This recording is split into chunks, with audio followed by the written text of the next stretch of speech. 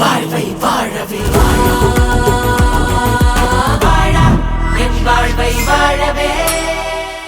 திருவள்ளூர் அருகே செங்கல் சூளையில் கொத்தடிமைகளாக இருந்த 25 வட மாநிலத்தவர்கள் மீட்கப்பட்டனர். திருவள்ளூர் மாவட்டம் கடம்பத்தூர் ஒன்றியத்திற்கு உட்பட்ட கண்ணூர் கிராமத்தில் KDM என்ற தனியார் செங்கல் சூளை செயல்பட்டு வருகிறது.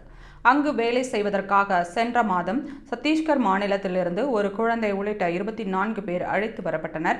செய்யும் வேலைக்கு ஏற்ப கூலி வழங்கப்படும் என்றும் தங்குமிடம், உணவு போன்ற அடிப்படை வசதிகள் செய்து தரப்படும் எனவும் அவர்களிடம் உறுதியளிக்கப்பட்டது. ஆனால் அவர்களை அழைத்து வந்த பிறகு வெறும் 2000 ரூபாய் மட்டுமே கொடுத்துள்ளனர். 1 மாத காலமாக காலை 6 மணி முதல் மாலை 7 மணி வரை செங்கல் சூளையில் வேலை செய்யுமாறு தொழிலாளர்கள் கட்டாயப்படுத்தப்பட்டுள்ளனர். இதுகுறித்து சத்தீஸ்கரில் இருக்கும் தங்கள் உறவினர்களிடம் கூலி தொழிலாளர்கள் தெரிவித்தனர். பின்னர் சத்தீஸ்கர் மாநில அமைச்சர் கொடுத்த தகவலின் அடிப்படையில் மாவட்ட ஆட்சியர் பிரதாப் உத்தரவின் பேரில் திருவள்ளூர் கோட்டாட்சியர், வட்டாட்சியர் தலைமையிலான குழுவினர் செங்கல் சூளையில் கொத்தடிமைகளாக இருந்தவர்களை பத்திரமாக மீட்டனர்.